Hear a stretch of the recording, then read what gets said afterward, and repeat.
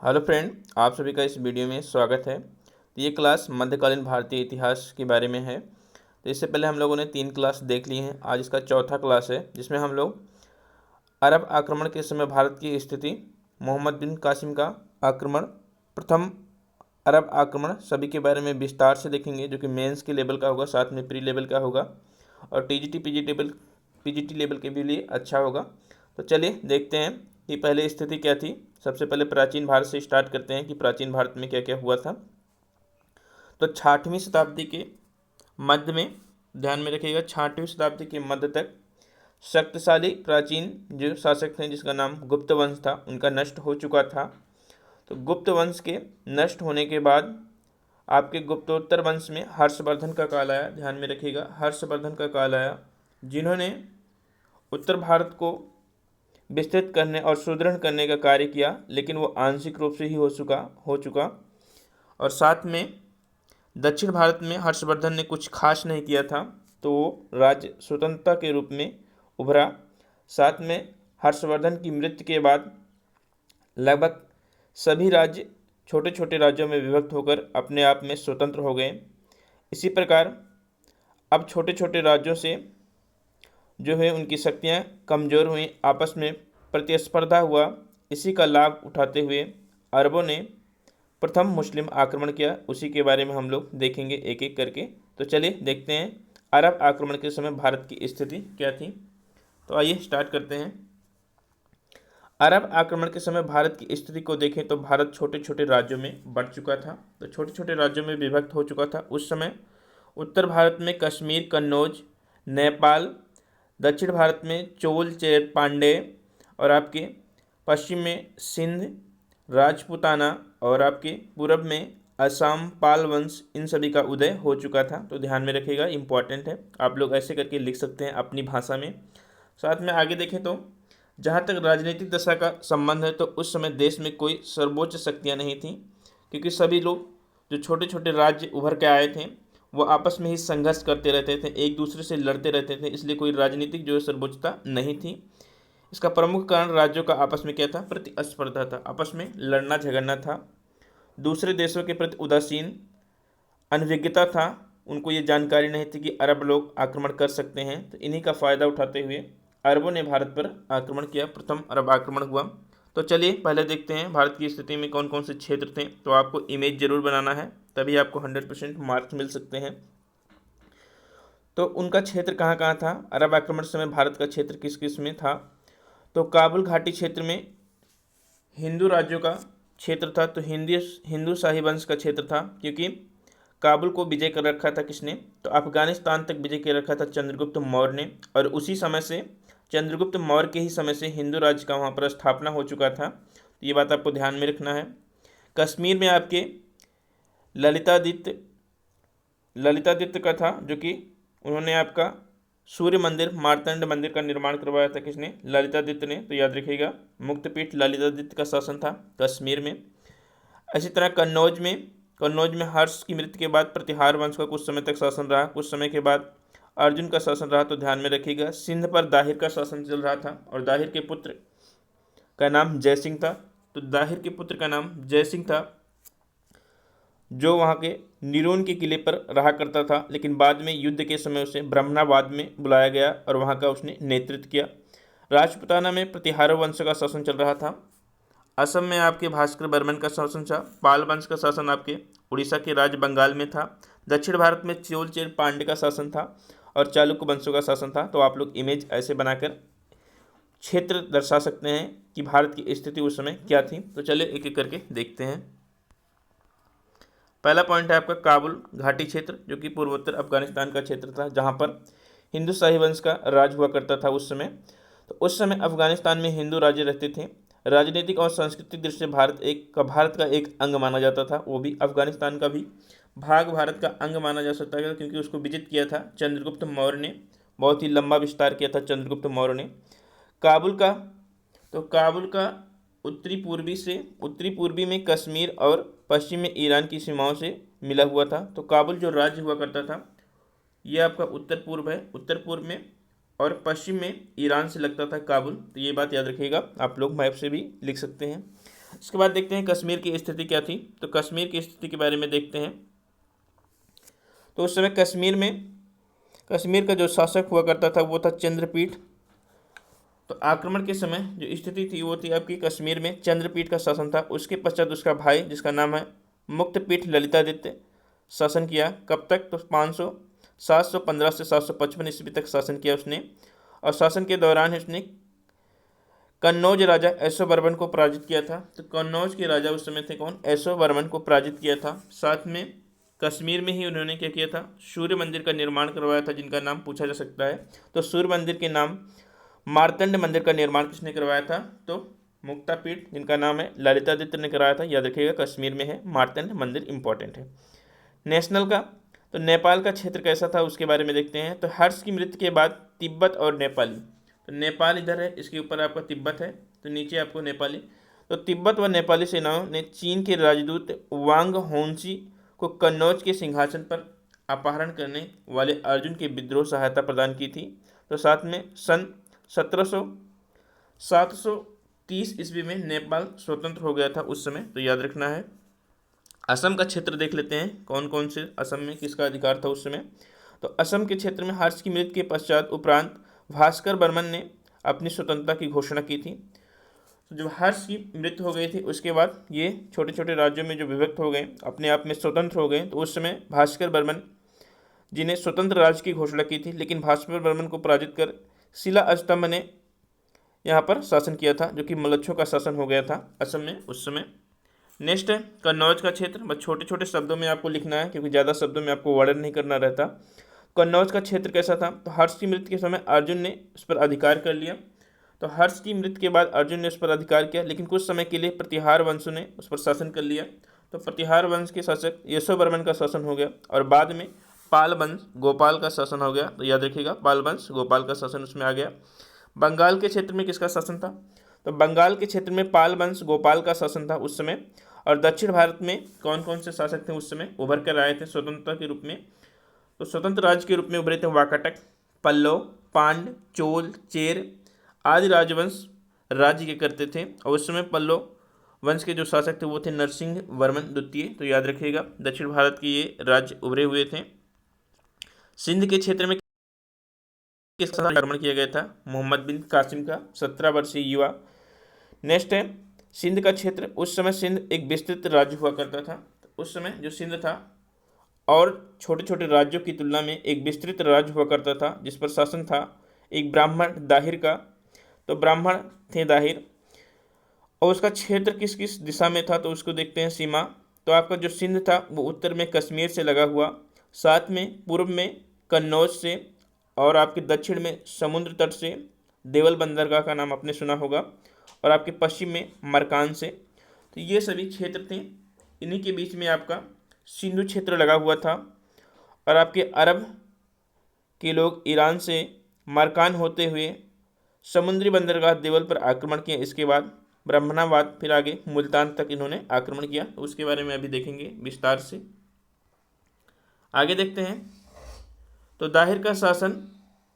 तो दाहिर का शासन निम्न वर्ग और मुख्यतः वहाँ की लड़ाकू जो जाट जाति के प्रति असहिष्णुता थी, इसी के कारण दाहिर का जो शासन था वो थोड़ा सा संघर्षों में विपरीत हुआ, इसलिए उन्हें अपना विस्तार नहीं कर सका। इस कारण आंतरिक संघर्ष और असंतोष से व्याप्त सिंध का राज्य दुर्बल हो गया था। तो सिंध का राज्य दुर्बल होने का मुख्य कारण जातिगत संघर्ष और अन्य चीज़ें हैं, भाइयों में संघर्ष। निष्कर्ष के तौर पर देखें तो अरब आक्रमण के समय दाहिर का राज्य आंतरिक संघर्ष और असंतोष से व्याप्त होने के कारण दुर्बल जरूर हो गया था, लेकिन अन्य जो स्वतंत्र राज्य हुआ करते थे, जो कि आपके राजपूत थे, वाकाटक थे, आपके राजपूत थे, कन्नौज थे, तो ये दुर्बल नहीं थे, बल्कि वे पारस्परिक संघर्ष और अपनी महत्वाकांक्षा के कारण उनकी दुर्बलता का कारण बना। तो वे खुद ही परस्पर संघर्ष किया करते थे, आपस में ही संघर्ष किया करते थे, विदेशी आक्रमण के प्रति अनभिज्ञ थे, उदासीन थे, उनको पता नहीं था। ये मेन निष्कर्ष इसका हो सकता है। देखते हैं सामाजिक दशा उस समय क्या थी। तो सामाजिक दशा पर एक बार नज़र डालें तो भारत विभिन्न विभिन्न भागों में बटा हुआ था, विभिन्न विभिन्न जातियों में बट चुका था। उस समय आपस में खान पान और विवाह संबंध नहीं हुआ करते थे, सभी के अपने अपने खान पान, अपने अपने विवाह संबंध होते थे।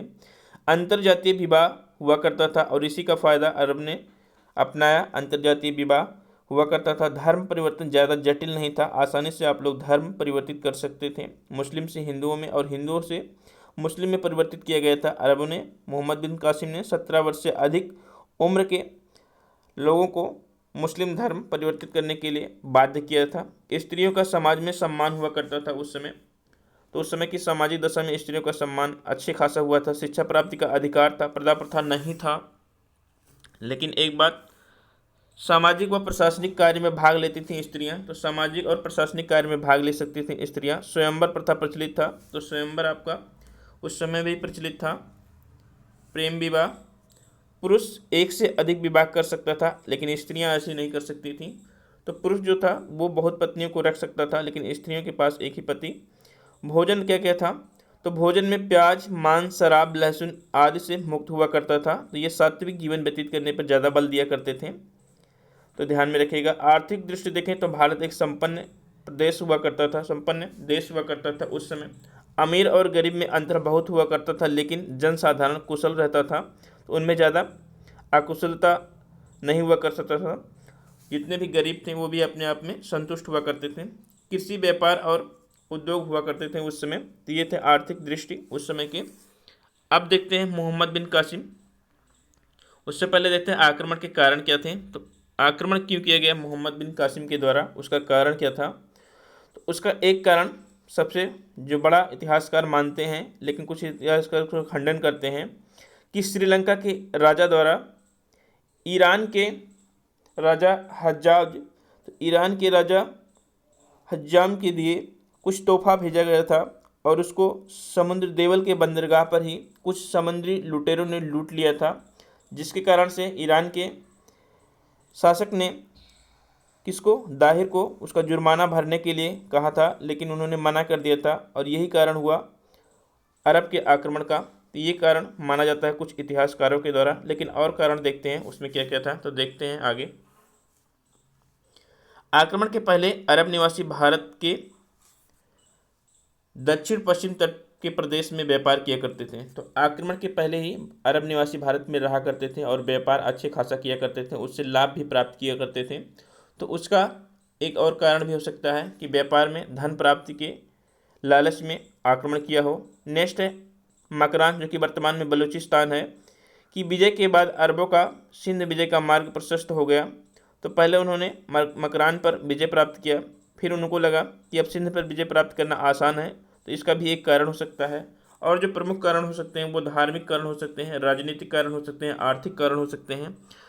तो हालांकि राजनीतिक कारण कुछ सफल नहीं हो पाया, जो सबसे बड़ा सफलता मिला वो मिला धार्मिक कारणों में और आर्थिक कारणों में।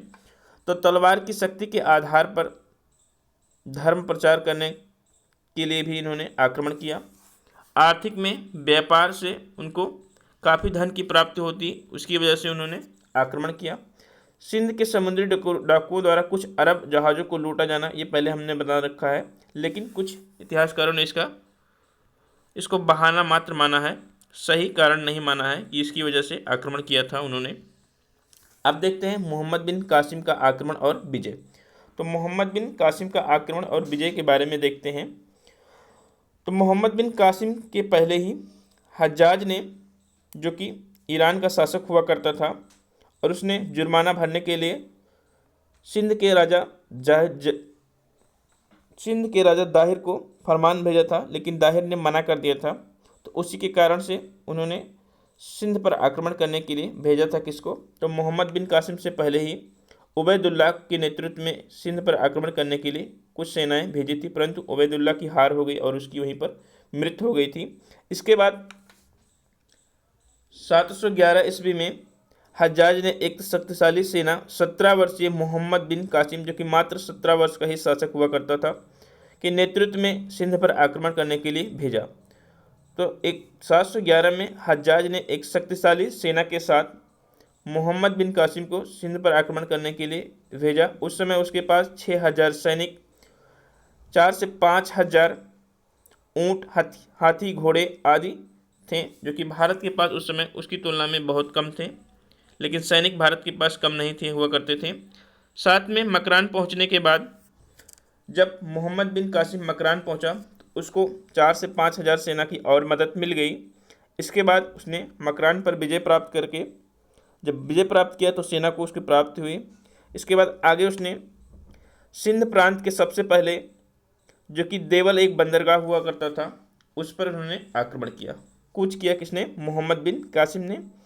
और मोहम्मद बिन कासिम ने देवल पर अपना पूरा आधिपत्य स्थापित कर लिया। तब भी जो दाहिर हुआ करता था वो इसमें रुचि नहीं दिखाया, अपने को आपको उदासीन रखा। फिर आगे मोहम्मद बिन कासिम ने आगे बढ़कर ब्रह्मणाबाद पर आक्रमण करने को सोचा। तो ब्रह्मणाबाद पर उस समय दाहिर का पुत्र जयसिंह हुआ करता था, जो कि पहले निरून के किले पर रहा करता था। तो निरून के किले से दाहिर ने उसको बुलाकर ब्रह्मणाबाद में नेतृत्व संभालने के लिए कहा, क्योंकि देवल के बाद मोहम्मद बिन कासिम ने निरून के किले को भी अपने आप में मिला लिया था। इसके बाद ब्रह्मणाबाद पर कूच किया मोहम्मद बिन कासिम ने, लेकिन ब्रह्मणाबाद में भी जयसिंह ने सामना नहीं कर सका। बहुत सामना करने के बाद भी वह अंततः भागकर चित्तौड़ चला गया और चित्तौड़ में ही जाकर रहने लगा। इसके बाद अरोर पर मोहम्मद बिन कासिम ने आक्रमण किया और आगे बढ़ते बढ़ते वो मुल्तान तक अपना विस्तार कर लिया। किसने? मोहम्मद बिन कासिम ने। लेकिन एक कहानी बनती है कि क्या दाहिर की पुत्री, तो दाहिर की 2 पुत्रियां हुआ करती थीं, जिनका नाम सूरी देवी और परमाल देवी था। तो ध्यान में रखिएगा, पुत्री का नाम सूर्य देवी और परमाल देवी था। तो आक्रमण पूरा का पूरा दाहिर ने सिंध पर विजय किया। दाहिर ने नहीं, मोहम्मद बिन कासिम ने सिंध पर विजय किया और दाहिर को पराजित कर दिया। तो याद रखिएगा। और इसी पराजित के खुशी में उसने दाहिर की 2 पुत्रियों को किसके पास भेजा? तो आपके हज्जाज के पास, अपने खलीफा हज्जाज के पास इन दोनों पुत्रियों को पेश करने के लिए भेजा, जिनका नाम सूर्य देवी और परमाल देवी था। और इन दोनों को किसके पास भेजा? हज्जाज के पास भेजा। आगे देखते हैं, मोहम्मद बिन कासिम की सफलता का कारण देखते हैं। उसके पहले देखते हैं मोहम्मद बिन कासिम की मृत्यु कैसे हुई।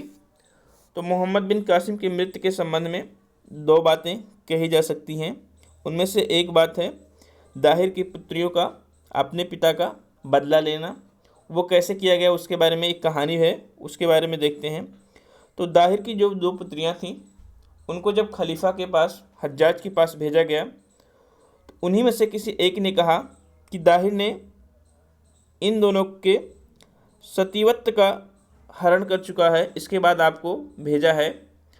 और इसी को सुनकर जो हज्जाज था वो बहुत क्रोधित हुआ और उसने मोहम्मद बिन कासिम को मारने के लिए सेना भेजा, जिसकी वजह से मोहम्मद बिन कासिम की मृत्यु हो गई। तो ये कहानी एक बताया जाता है। लेकिन एक और कहानी बताया जाता है, किसका? तो खलीफाओं का। तो खलीफाओं का जो कहानी बताया जाता है उसके बारे में देखते हैं कौन कौन थे। खलीफाओं के बारे में जो कहानी बताई जाती है कि खलीफा वालिद के पश्चात, तो खलीफा वालिद के पश्चात, जो कि एक महान खलीफा माना जाता है अब्बास खलीफा में, तो वालिद के पश्चात उसका भाई सुलेमान खलीफा बना। तो सुलेमान खलीफा ने, क्योंकि वह हज्जाज से असंतुष्ट हुआ करता था और उसी का बदला लेने के लिए उसने, क्योंकि जब खलीफा बना कौन? सुलेमान खलीफा जब बना तब हज्जाज की मृत्यु हो चुकी थी उस समय, और उन्हीं के कारण मृत्यु होने के बाद उसके पास कोई और चारा नहीं बचा। तो उसने हज्जाज का जो चचेरा भाई, जो दामाद था, जिसका नाम मोहम्मद बिन कासिम था, तो उसका दामाद भी हुआ करता था मोहम्मद बिन कासिम का, तो उसी को मारने को उठाना और उसी तरह से उसको क्या किया? मोहम्मद बिन कासिम को मृत्यु के घाट उतारा। किसने? तो आपके सुलेमान खलीफा ने। ये कहानियाँ बनती हैं, 2 कहानियाँ बनती हैं, जिनमें से कुछ इतिहासकार इसको सही मानते हैं और कुछ इतिहासकार उसको सही मानते हैं। तो बात की बात है। चलिए देखते हैं मोहम्मद बिन कासिम की सफलता के कारण क्या थे। तो मोहम्मद बिन कासिम की सफलता के कारण क्या हुए? तो पहली जो सफलता के कारण थे वो सिंध जनसंख्या, आर्थिक संपन्नता और सैनिक दृष्टि से कमज़ोर होना।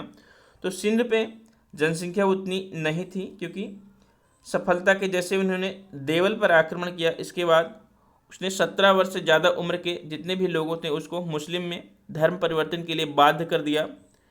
साथ में आर्थिक संपन्नता उतनी ज़्यादा नहीं थी सिंध पर, और सैनिक दृष्टि से बहुत कमज़ोर थी, क्योंकि आपके दाहिर ने उतना ज़्यादा उस पर फोकस नहीं किया था।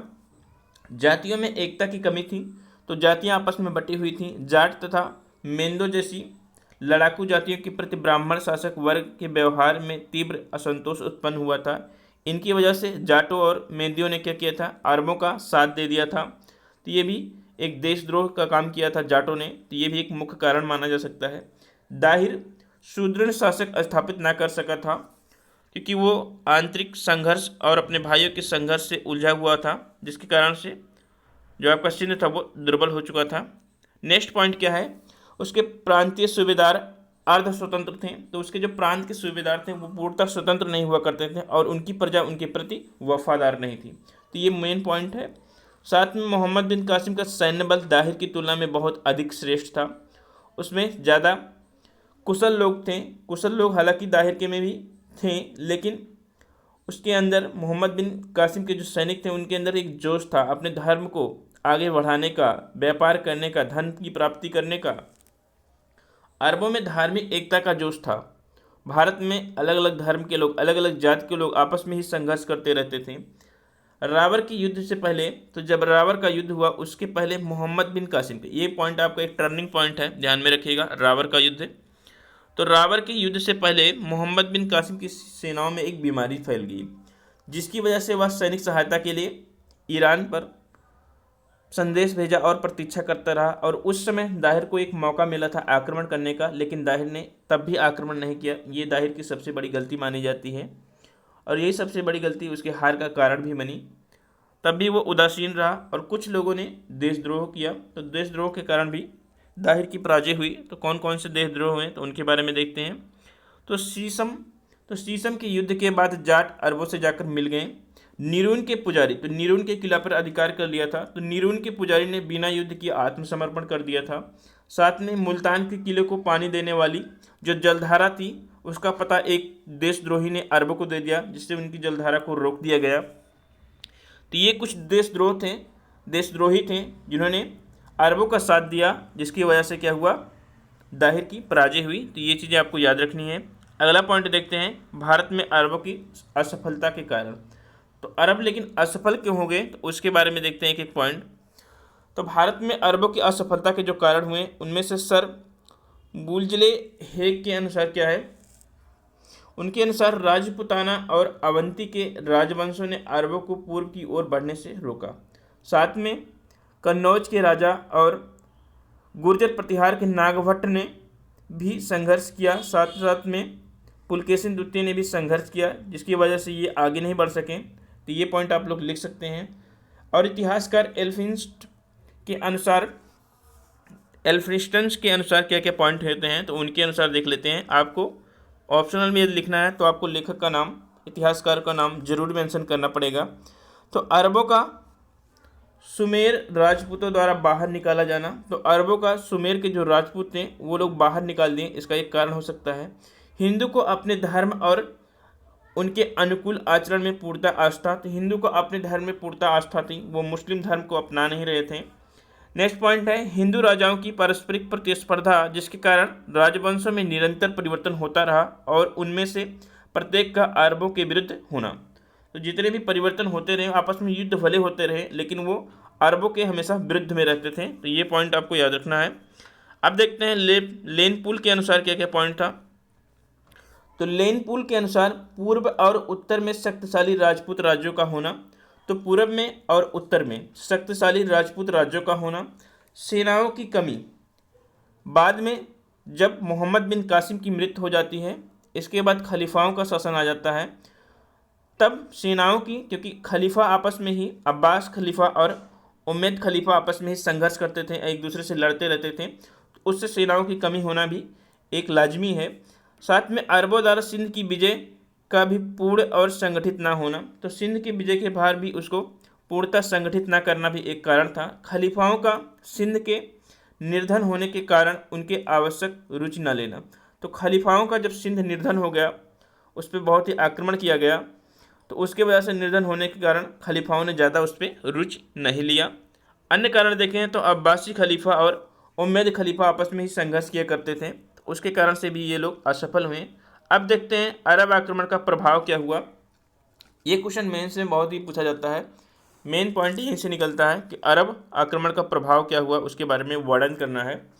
तो कुछ कुछ अलग अलग लेखकों ने, अलग अलग इतिहासकारों ने अपना अपना मत दिया है, तो उन्हीं के अनुसार हम देखते हैं एक एक करके। तो पहले देखते हैं सर विल्यम हेग का। उन्होंने कहा कि भारत के इतिहास में वह एक साधारण दुर्घटना थी।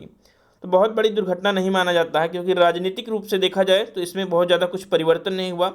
सबसे ज़्यादा जो परिवर्तन हुआ वो आपके सांस्कृतिक और स्थापत्य के रूप में हुआ, तो उसके बारे में भी अच्छे से देखेंगे। उसने एक विशाल प्रदेश के सीमा मात्र क्षेत्र के एक छोटे से भाग को ही प्रभावित किया था, क्योंकि जो सिंध हुआ करता था वो भारत से बहुत छोटा सा एक किनारे पे हुआ करता था, बहुत अलग सा दिखने वाला। तो उस पर विजय प्राप्त करना कोई बहुत बड़ी बात नहीं थी।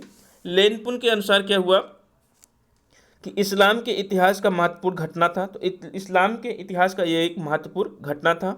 साथ में सर जॉन मार्शल ने कहा सर जॉन मार्शल के अनुसार अरबों में निर्णयात्मक प्रतिभा बिल्कुल नहीं थी।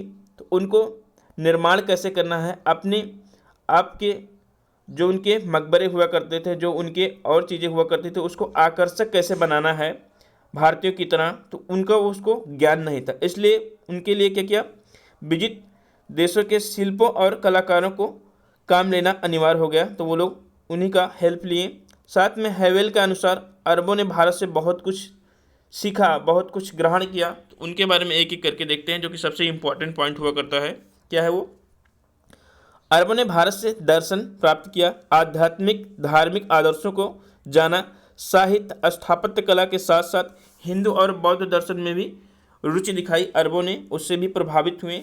साथ में और पॉइंट देखें तो उन्होंने भारत से क्या क्या सीखा। भारत को हालांकि ज़्यादा कुछ दिया नहीं, लेकिन भारत से लिया बहुत कुछ। क्या लिया?